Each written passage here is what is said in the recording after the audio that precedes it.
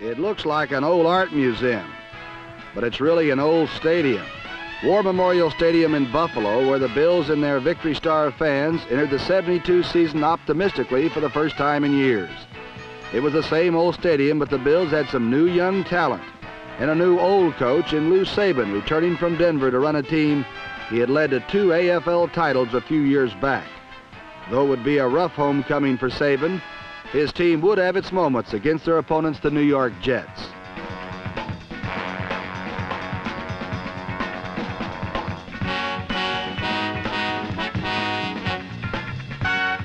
Alvin Wyatt provided one such moment with this return, as did Jan White, number 80.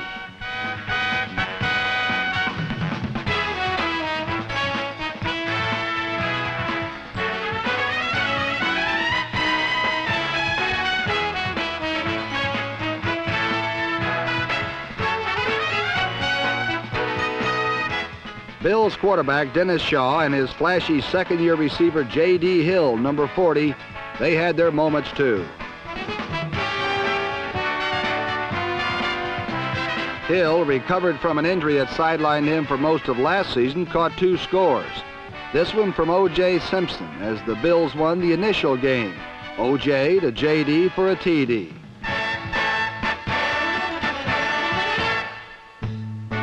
O.J. batted 1,000 as a passer.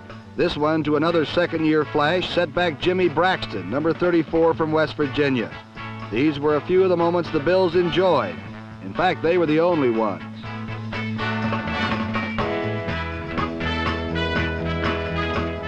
O.J. should have kept on throwing, for the Jets defense held him to under 3 yards a try. The Jets defense was considered a shaky question mark for the upcoming season, but it was their defense and special teams that put this game on ice long before it was over.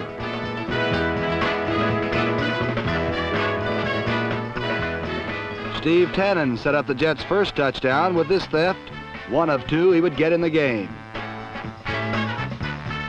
The talented third-year cornerback is out of the Jets' doghouse this season, starting again and being touted for All-Pro by the Jets organization. Another young defender, safety Chris Farasopoulos, scored the second Jets touchdown that put New York up 14-0 in the first quarter.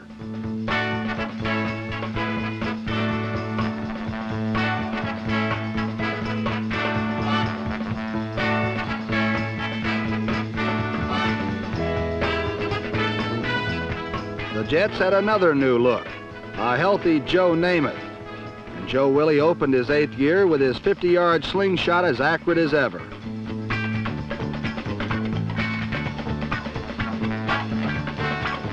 Namath's protection was flawless, as was his deception.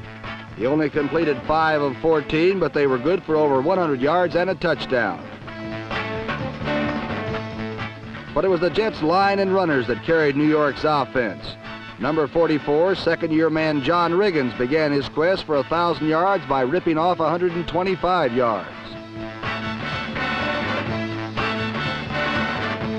And Emerson Boozer, number 32, scored 3 times, once as a receiver and twice on the ground as the Jets' running attack chewed up almost 200 yards, en route to a crushing 41-24 victory over Buffalo. With a healthy Namath, the Jets should remain contenders. The only question of the day was why Coach Saban was smiling after the game. Perhaps it was a smile of relief that after 60 exasperating minutes, peace had finally come to War Memorial Stadium. In any event, a stadium banner ironically forecast things to come in Buffalo.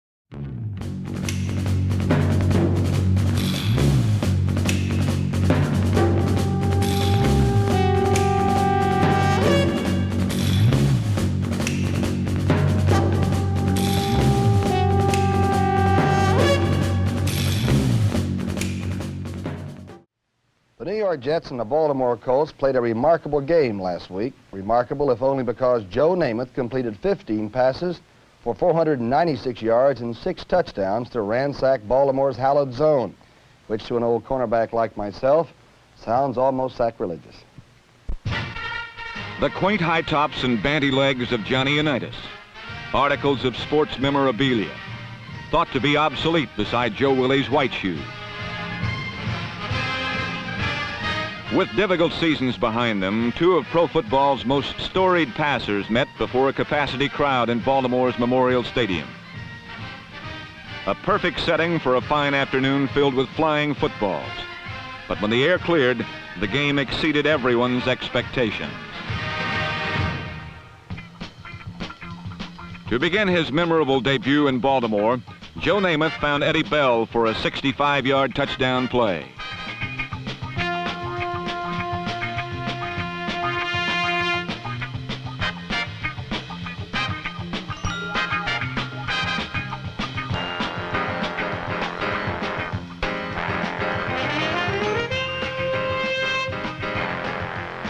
When Bobby Howfield missed the conversion, the Jets settled for a 6-0 lead.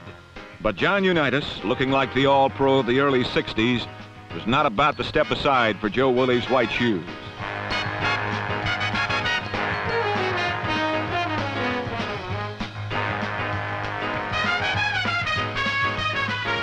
And 2 series later, Unitas capped a 9-play drive with a 40-yard flea flicker from Unitas to Matty to Unitas to Havrelak and a 7-6 lead.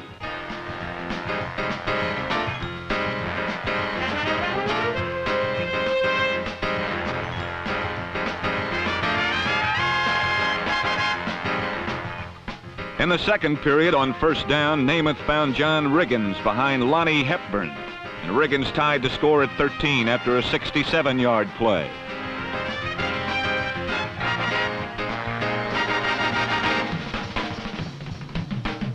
After the Jets were offside on the ensuing kickoff, Don McCauley received at his 7 and burned 93 yards, resetting the Colts' lead at 20-13.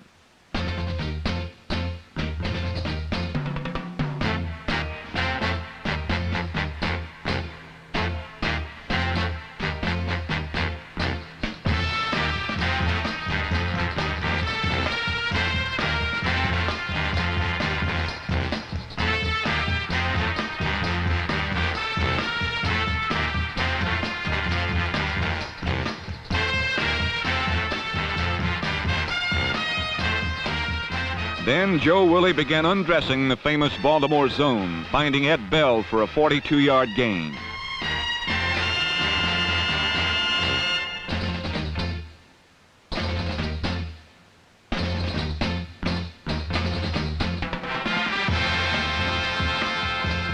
And on the next play, Namath hit Don Maynard for a 28-yard rip in the seam of the Baltimore zone.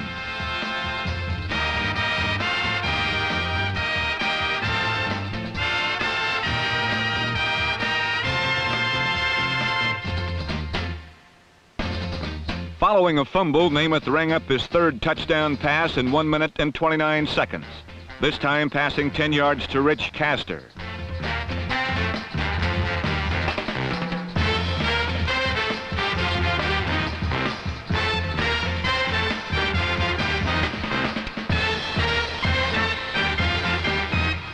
Unitas put the Colts on the comeback trail, hitting Sam Havrelak down the sideline.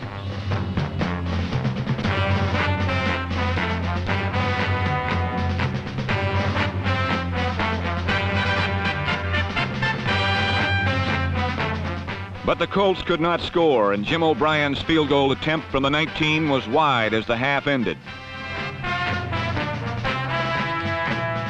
Beginning the 4th period, the methodical Unitas marshaled a 14-play drive capped by Don McCauley's 1-yard run at left guard, making the score 30-27.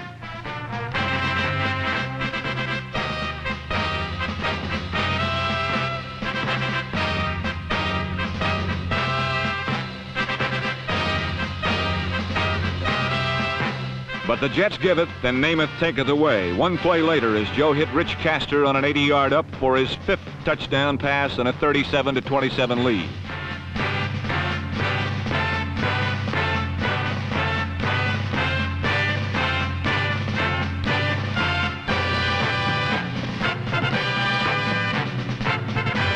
Undaunted, Unitas then climaxed a 10-play drive, pitching a 22-yard touchdown pass to Tom Matty, as the Colts refused to yield.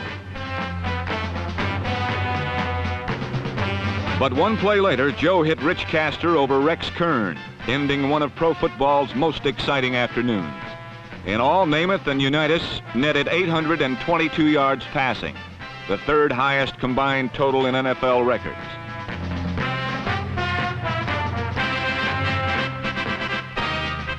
For Joe Willie, it was a great belated debut in Baltimore. For the Jets, it was their first victory over the Colts since Super Bowl III.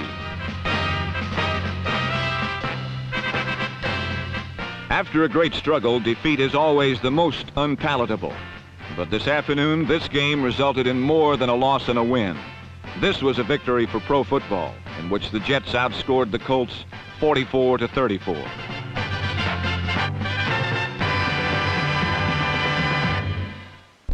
What a fantastic performance for Joe Willie Whiteshoes. 6 touchdown passes, 496 yards passing, the third highest total in pro football history. So there really can't be any question about our Best of the Week award this week, Joe Namath of the New York Jets. And Tom, I don't think there probably are better passers or passers who are just as good as he is, but I don't think there's anybody in the game who reads defenses like he does. I think that's really his strong suit. We have to also give that offensive line a lot of credit. Nobody's getting to those bad knees, and they're keeping him very, very healthy. Well, he's really the heart and soul of that team, and they know that if they ever lose him, that when they just sort of psychologically give up. Joe Namath can really fire, there's no doubt about it.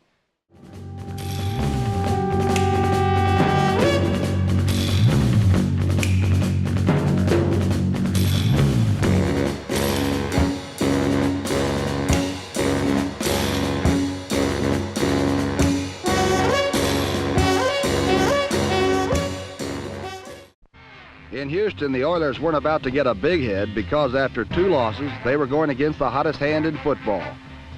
And Joe Namath had the Jets on the board the first time he got the ball.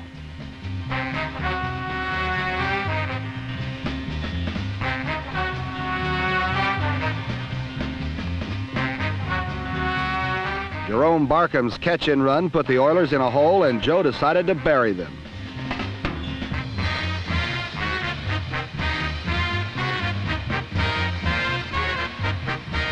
The second time the Jets got the ball, Joe hit a streaking Rich Castor, who didn't quite make it in.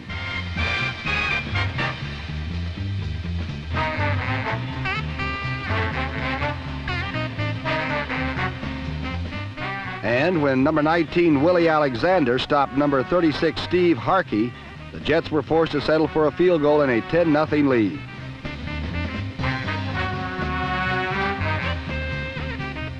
Meanwhile, Houston quarterback Dan Pastorini was just missing the corners.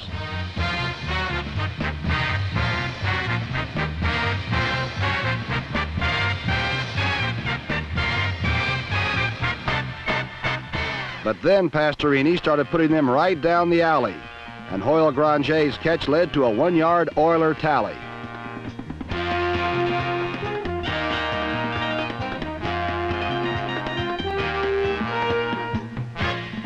Pastorini continued hot, and his bomb to Ken Burrow rolled the Oilers to a 14-13 halftime lead.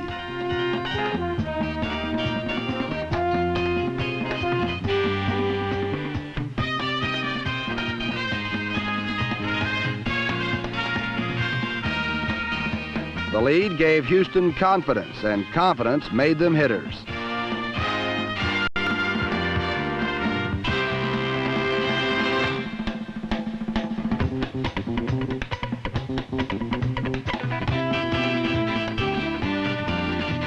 Three times they pounced on New York errors and turned them into 3 Oiler field goals.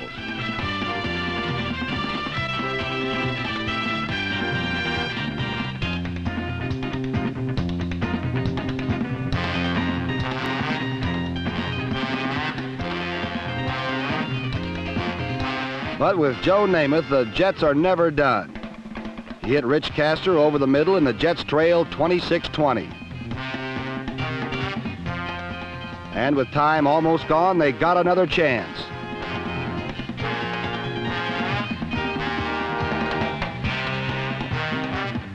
It was that old story again. Namath firing and the Jets threatening.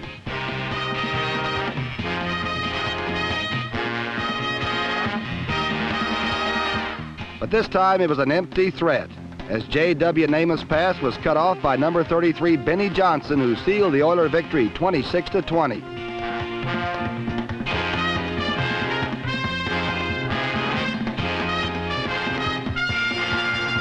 And after pulling off one of the top upsets of the week, who could blame the Oilers if they got a little bit of a swelled head?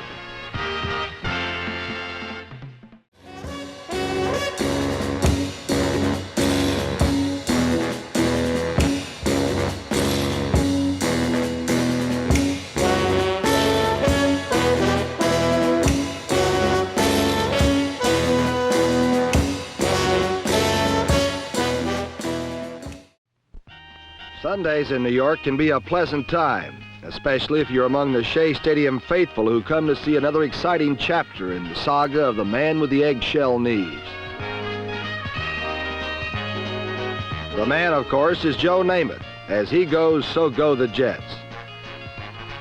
Facing the man last week was the machine, an awesome powerhouse built by head coach Don Shula. From a joke to challenger to the team to beat in just 3 years, Shula built his machine in a series of interchangeable parts. These parts have meshed to make Miami the only undefeated team in the NFL this season. The man went after the machine early by picking away at the underneath coverage in the Miami zone.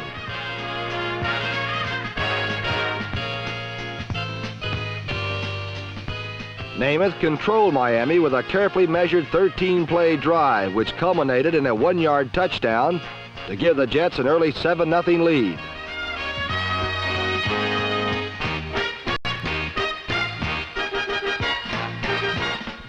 But the machine and its component parts purr with efficiency.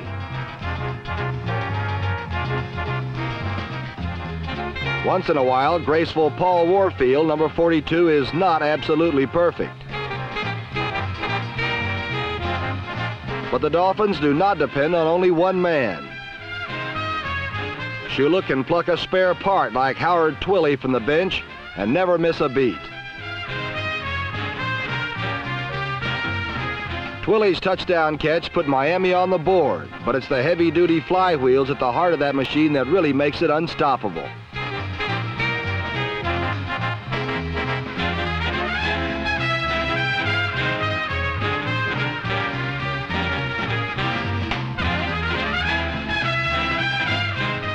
Iron Man Larry Zonka ripped through the Jets for 102 yards. And twin-piston Jimmy Kick blasted in for 2 touchdowns to give Miami a commanding lead.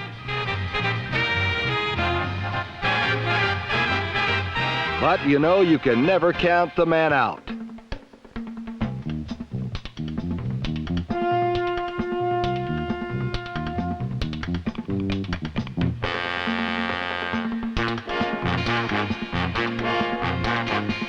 Jerome Barkham was ruled down on the 6-inch line where it was 1st and goal. There was a time when a touchdown from inches was a foregone conclusion against the Dolphin defense, but this series demonstrated how far Shula has brought his team. They rose up to stop New York 3 straight times. Namath even gave it a crack, but the Jets had to settle for a field goal.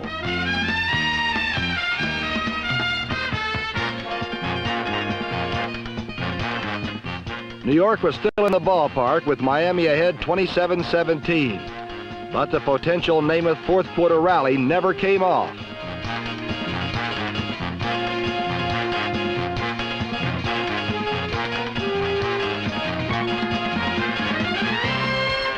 In the end, it was machine over man.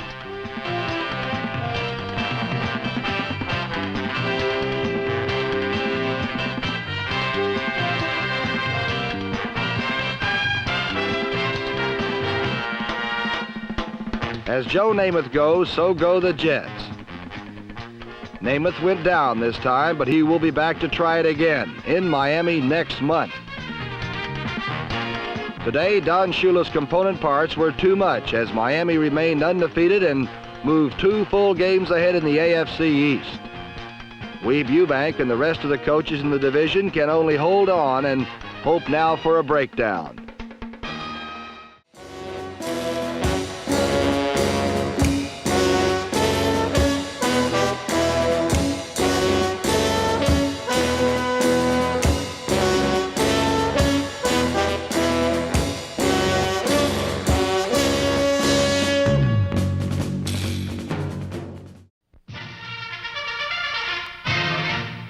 Last week, the brisk New England breezes were great for showing off flags in the pregame show. But gusts of 35 miles per hour posed a problem for exponents of wide-open football. A foremost exponent is number 12, Joe Namath, a pure passer who also proved to be mighty fine pure handoff man.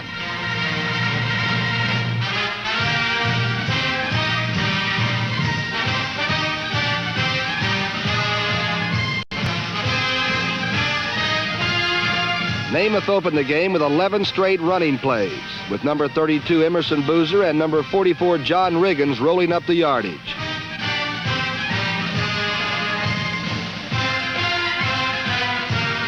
Riggins capped the drive to give the Jets a quick 7-0 lead.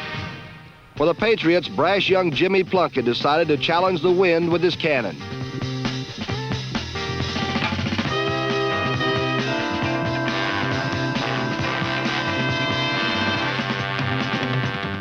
The breezes seemed to bother New England's receivers more than its quarterback, so Plunkett also turned to the run.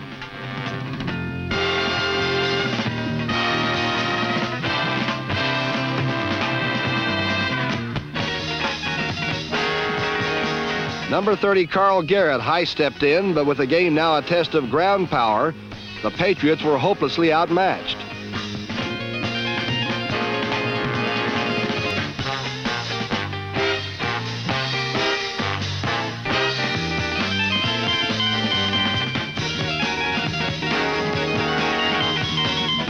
While Boozer juked his way for huge gains, Riggins blasted up the middle with 32 carries for 168 yards.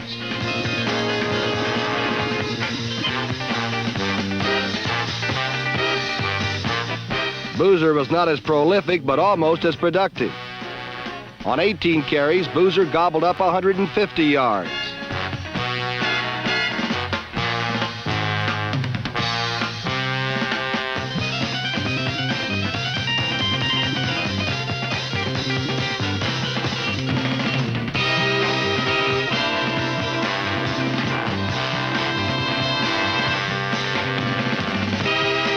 Boozer blasted the Patriots clear out of Schaefer Stadium as the Jets rolled to an insurmountable lead.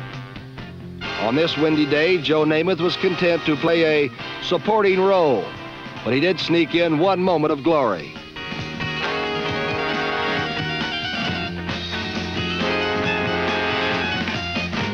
Number 88, Rich Castor, came up with Namath's one shot at the end zone, and then the Jets went back to proving they are more than the one-man team some experts think them to be.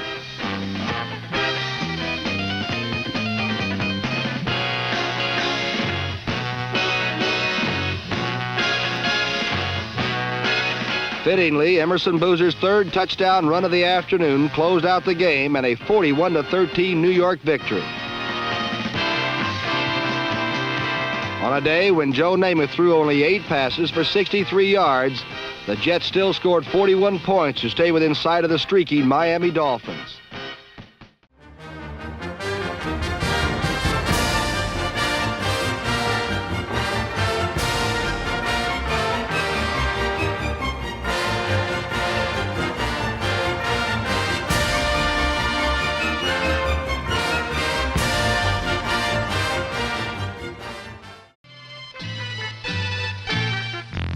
The Jets-Colts series already has a rich tradition behind it, and last year's games did nothing to damage it. Marty Domrey's made his starting debut the second time the two played, and found himself in a swirl.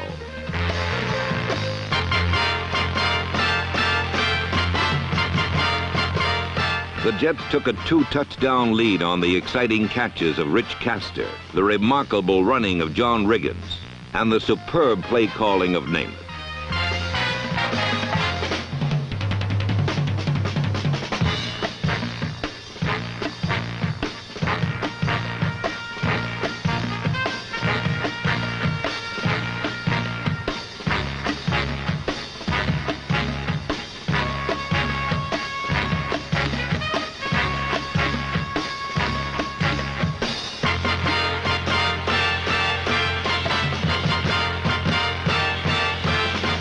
But Domrey's resurrected the Colts and passed them into a 20-17 lead with time only for one last drive.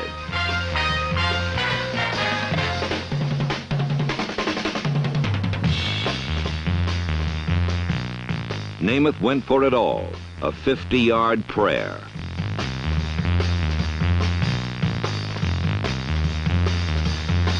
It was answered by little Eddie Bell, who could not contain his joy and set off a celebration not seen since the Beatles appeared here so long ago.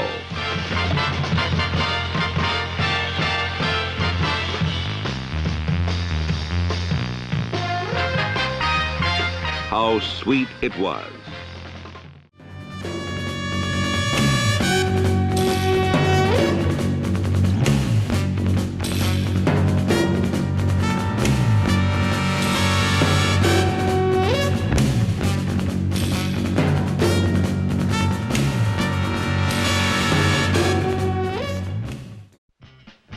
Against New England last week, Joe Namath's first pass of the day was on target. But Steve Harkey, number 36, and Don Maynard, number 13, combined to lose the ball. And the Patriots marched to an early 3-0 lead.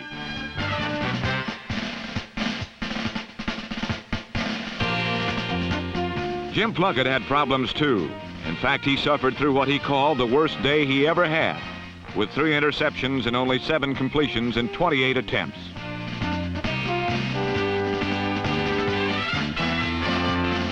Number 14, Plunkett's backup, Brian Dowling of Yale, had problems of a different kind.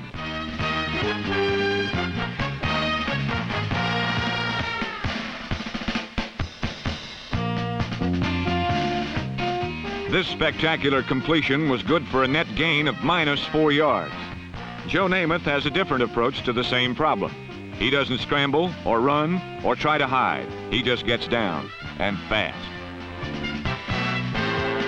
Usually, however, Namath gets rid of the ball, and invariably it's near a receiver who is often racing for the end zone. Rich Castor couldn't hold on for a touchdown, so Namath called on the man who just 2 weeks before had scored 3 touchdowns in New England, number 32, Emerson Boozer. This was Boozer's 9th touchdown of the season. Moments later, Boozer had his 10th of the season, thanks to a good block by number 67, guard Dave Herman.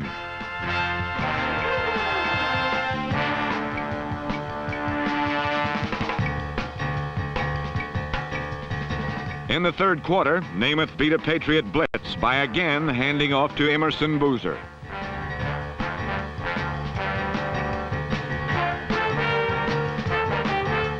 For the third time this year, Boozer had scored 3 touchdowns in a game, and his 11 touchdowns made him the league's scoring leader through the first half of the season.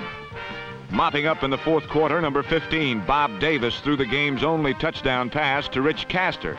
As for the second time this season, the AFC's top-ranked offense rolled over the AFC's bottom-ranked defense, this time by a score of 34-10.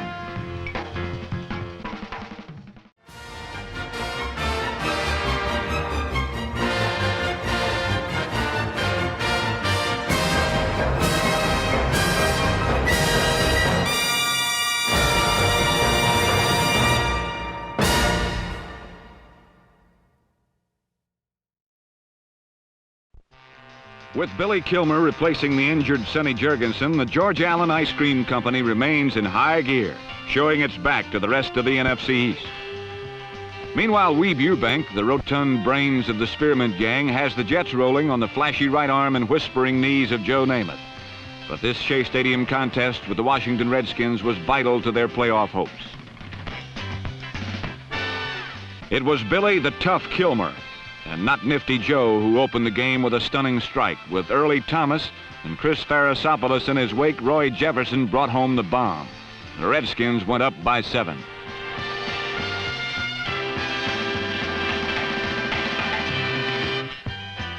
But Namath measured a 40-yard drive in 7 plays, sending John Riggins over right tackle to leave the first period tied 7-7.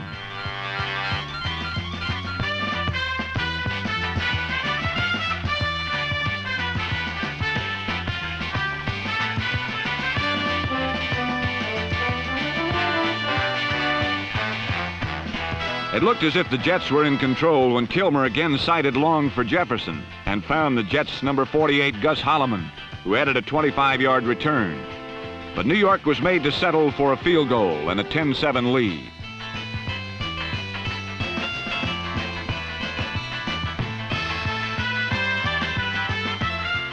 On the next series, undaunted by the interception, Billy the Tough put the ball up once again under pressure.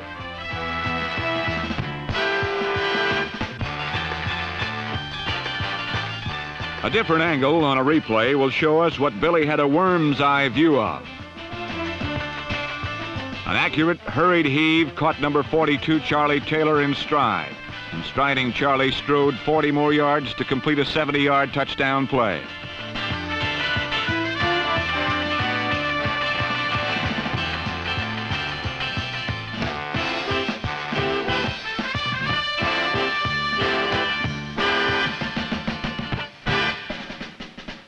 On the next play after the kickoff, Namath misconnected to the Redskins' Chris Hamburger.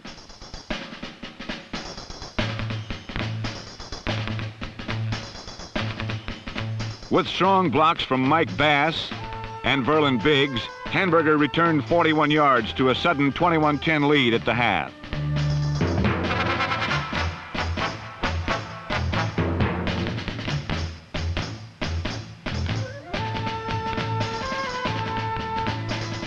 Late in the third period, Billy Kilmer turned to Larry Brown on a screen pass.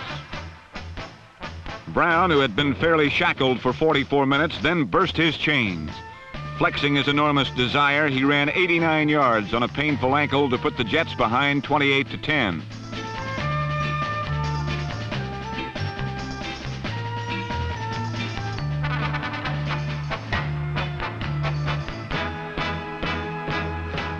In the fourth period, Joe Namath hit Don Maynard with a 15-yard scoring pass to make it Jets 17, Redskins 28.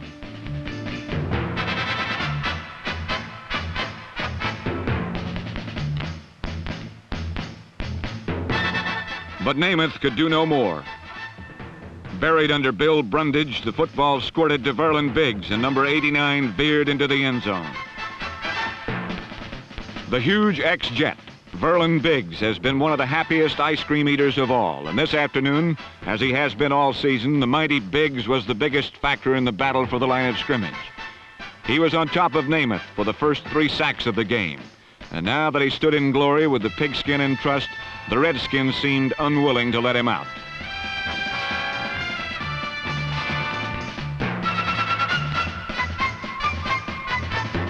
Meanwhile, Joe and the Jets left beaten, 35-17.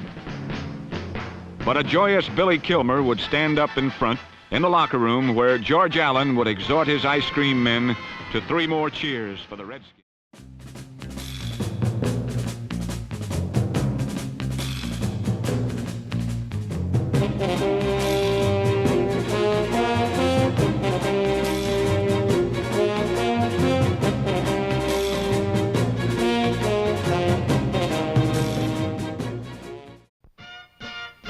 At Shea Stadium, the New York Jets didn't exactly exceed their budget for an extravagant pregame show.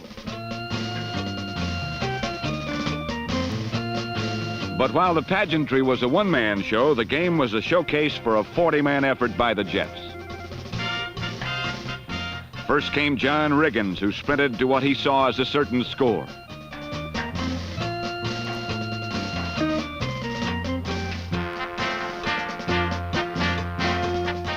Riggins was adamant but lost the argument, so on the very next play he settled the war of words with a bellicose blast that had the referee on tiptoes.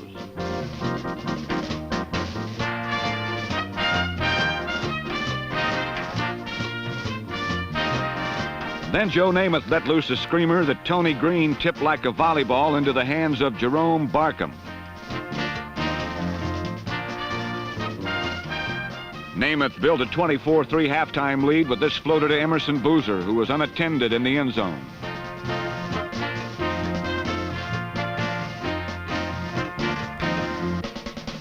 It was a sorry day for the Dennis Shaw-led Bills. Shaw was sacked 7 times for nearly 80 yards and losses, and 3 times the alert Jets intercepted him.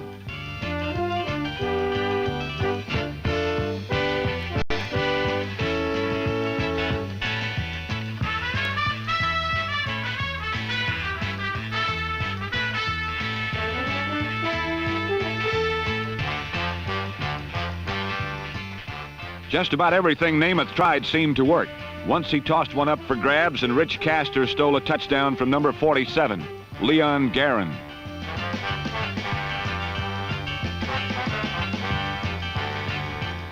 With a 31-3 lead, Bob Davis replaced Namath, but when number 40, Hank Bjorklund, missed a blitz, Davis was hammered.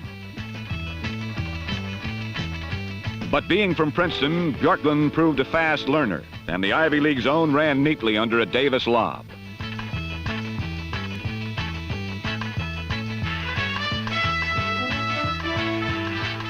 From the 9, Davis arched a pass toward the flag that nestled nicely into the arms of Jerome Barkham.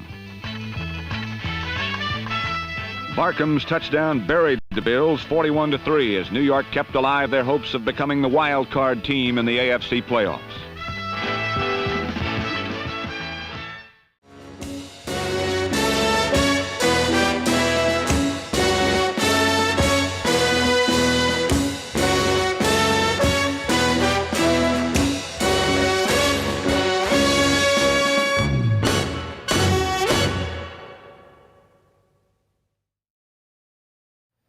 Neither the pressure of a winning streak, nor injuries, nor Joe Namath and the Spearmint Gang can obscure the moral of this story. You just watch it. In Miami, the New York Jets needed a big day from Joe Namath. In their scrap for a wild card playoff berth, this was a game they could not afford to lose. On the other hand, knowing that Namath could explode in postseason play, the Dolphins preferred to settle Joe's hash right now. And so the stage was set. The moment ripe for the Jets, awaiting only the hero.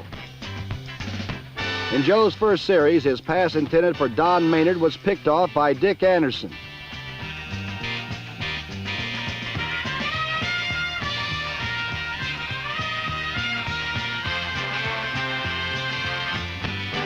Seven plays later, Earl Morrall passed 9 yards to Howard Twilley, putting Miami up 7-0.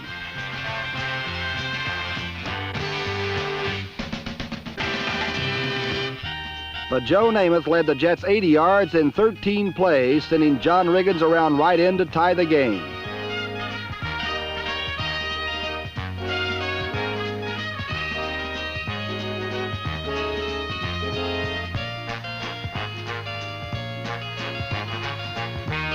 A Mercury Morris fumble evened the mistakes, and Joe put New York in the lead when he connected with Rich Castor for a 29-yard score.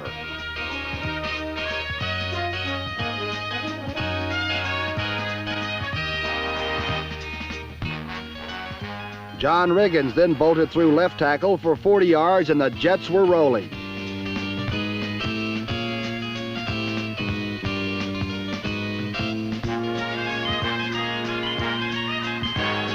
But their growing momentum was stunted on the next play when another Namath pass was short-circuited, this time by number 85, Nick Bonacani.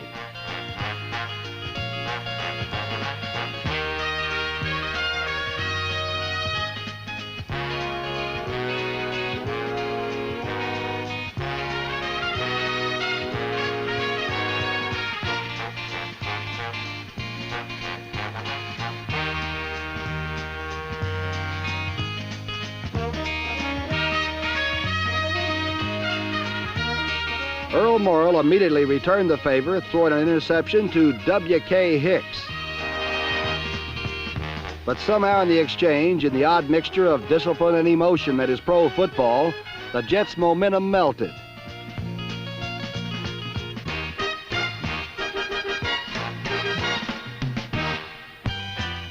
Trailing 17-3, Earl Morrall brought the Dolphins back, passing 44 yards to Howard Twilley to set up a 1-yard touchdown by Mercury Morris and a 17-14 contest at halftime.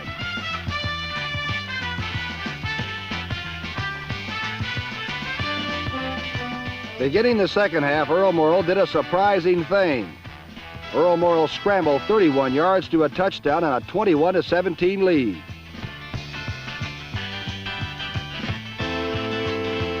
In the past, after Super Bowl III, Morrall was called a Sunshine Soldier. And now, happily wearing the Howard Johnson colors of his sixth team, the Miami Dolphins, this description suits him. For it is the disciplined, well-kept Morrall who has kept Miami in step in unbroken strides toward a championship.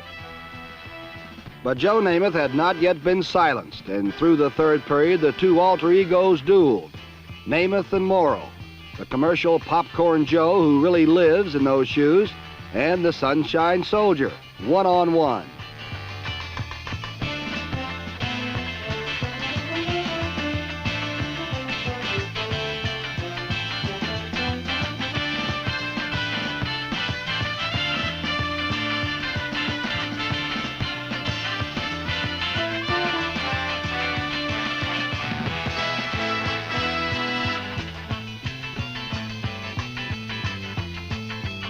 Joe put the Jets back in the lead, faking Emerson Boozer straight ahead. Then rolling and hitting number 89 Wayne Stewart, making it Jets 24, Miami 21.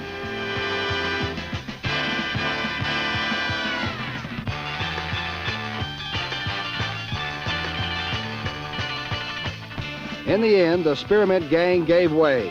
A fumble set up a 14-yard touchdown run by Mercury Morris. For the day, Morris collected 107 yards, mostly in the fourth period, as Miami took control and beat the Jets 28-24, making it 10 straight victories and locking up the title in the AFC East for Don Shula and the Miami Dolphins.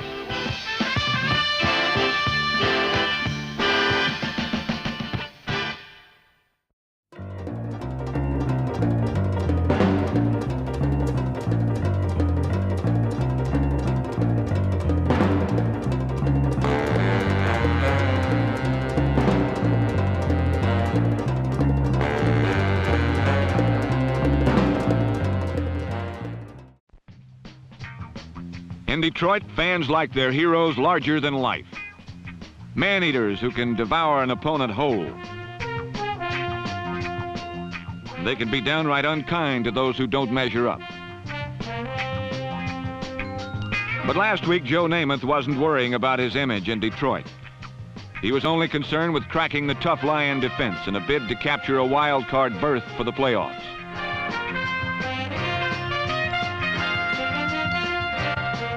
He chose a bristling running attack led off by number 44, John Riggins. Emerson Boozer was out with an injury, but Riggins was complimented nicely by number 42, Clifford McLean.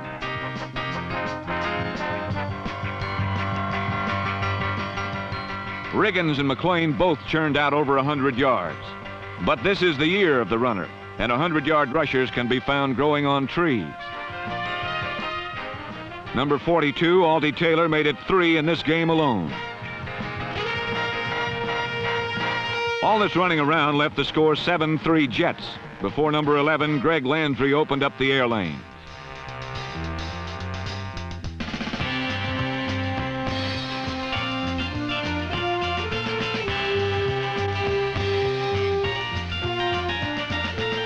Number 49, Larry Walton, danced in, and suddenly Landry liked the pass very much indeed, especially with a recuperated Charlie Sanders on the receiving end.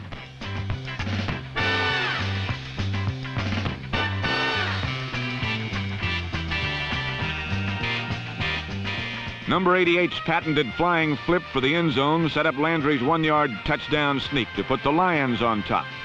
But then Namath revved up his air arm and brought the Jets roaring back.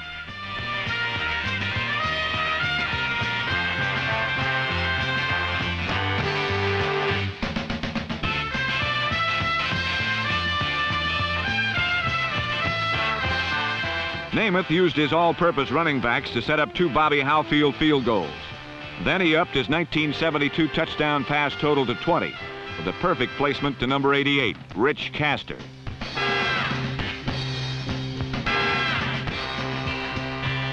Castor's touchdown left the Landry-Namath shootout tied at 20. But when everything else is equal, Landry has an added dimension to call on.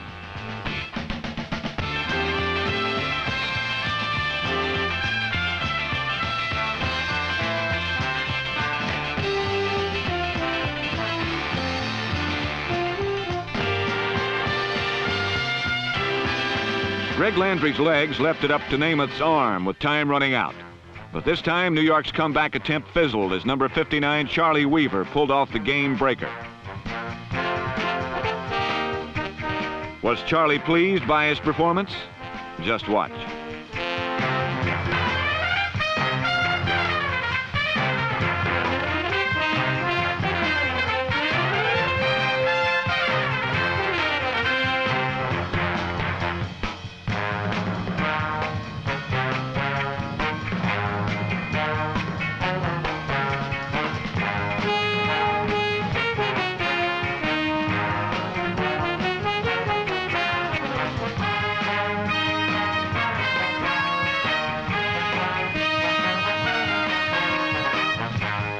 Weaver's act was hard to follow, but smooth Altie Taylor came up with the perfect topper.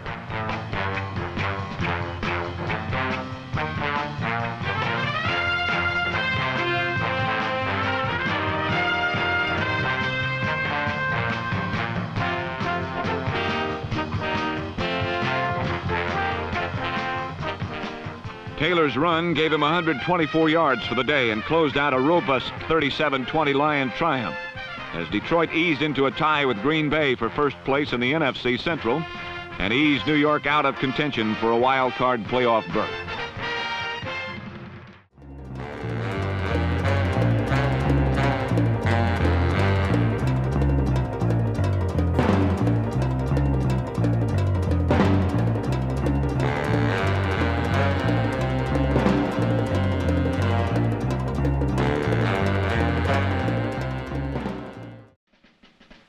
The New York Jets, still fighting to stay alive in the battle for a wild card playoff berth, face the improving New Orleans Saints in Shea Stadium. With Archie Manning growing in consistency week after week, the Saints threw a ball control offense at the Jets, which rolled up 22 first downs and 343 yards of total offense.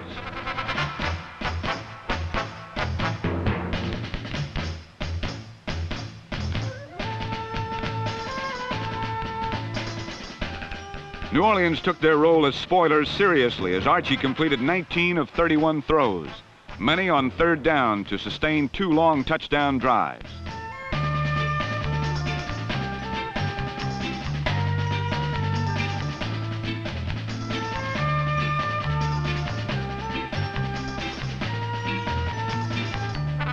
In the first quarter, Archie hit number 83, Dave Parks, with this 19-yarder to set up a New Orleans field goal.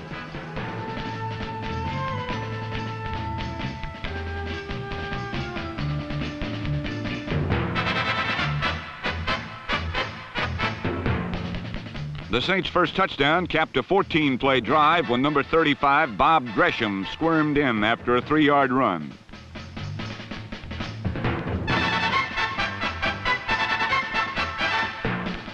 New Orleans' second drive consumed 18 plays and was consummated by an 8-yard Archie Manning to Bill Butler connection, making the score Saints 17, Jets 9 in the fourth quarter.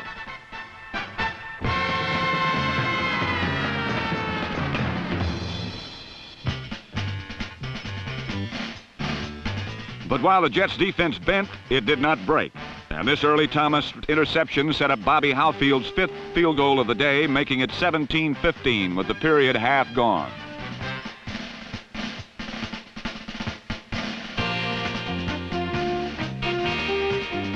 Meanwhile, Joe Namath was hitting 21 of 40 passes for 259 yards, but no touchdowns, as the Saints' defense bottled up the Jets' attack and scotched Namath in the end zone.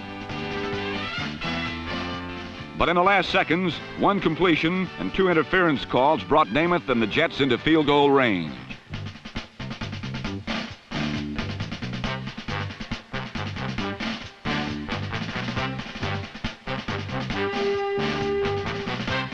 With no time showing, Bobby Howfield hit his 6th three-pointer of the day, a 42-yarder, and the Jets were still alive and kicking for a playoff berth, beating the New Orleans Saints 18-17.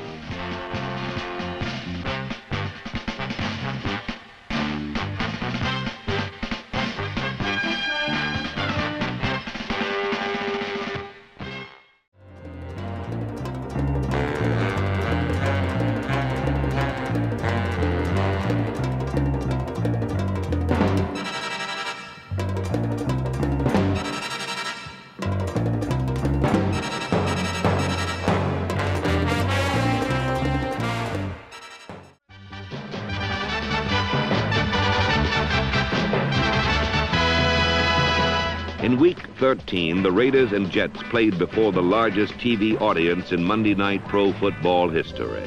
Joe Namath was spectacular and threw an early touchdown pass to give New York the lead.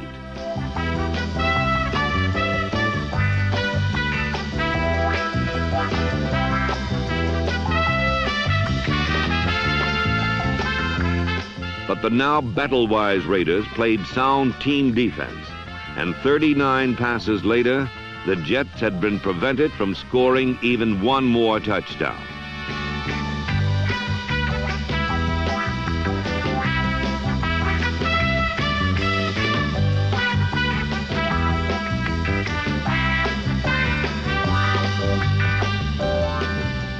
As the record Oakland Coliseum crowd of 54,843 cheered, the Raiders made it 5 in a row, 24-16.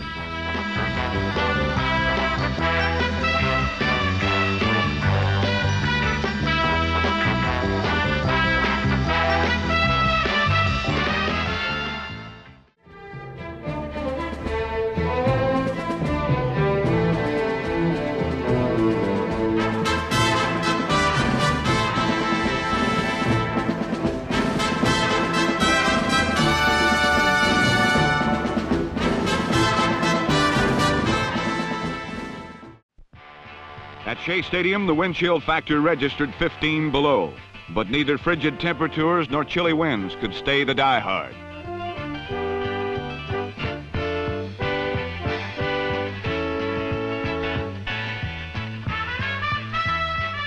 The swirling winds turned Shea into a dust bowl and made every pass an adventure for Mike Phipps and his frozen-fingered receivers.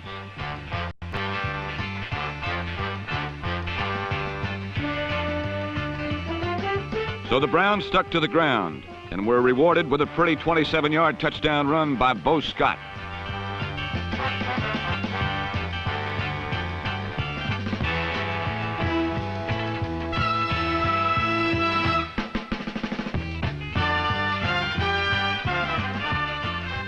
Scott's score gave Cleveland a 7-0 lead, but the Jets came back to tie the game on a short burst by Emerson Boozer.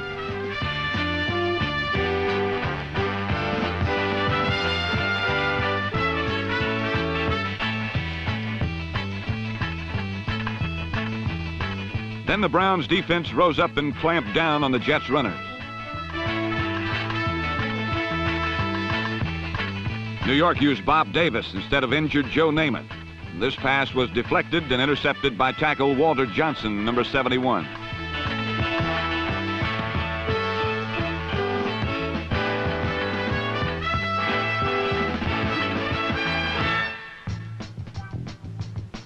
Many times, Mike Phipps secured valuable first down yardage on his own. Some of his runs were design plays, but many were the result of Phipps' ability to turn busted plays into long gainers.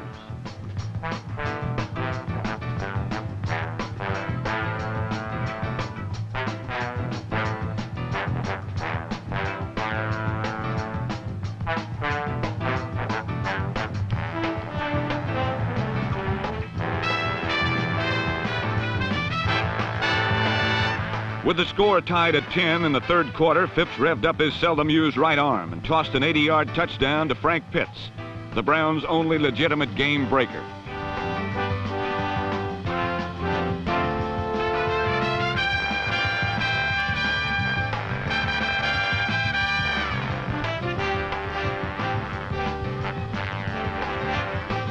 In the last quarter, Phipps put the game out of reach with two passes.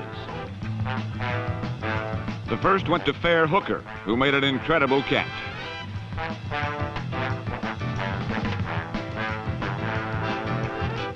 The second was a bullet to the post to Frank Pitts, as the Browns' 26-10 victory vaulted them from the cold into a playoff meeting with the sun-kissed Dolphins in Miami.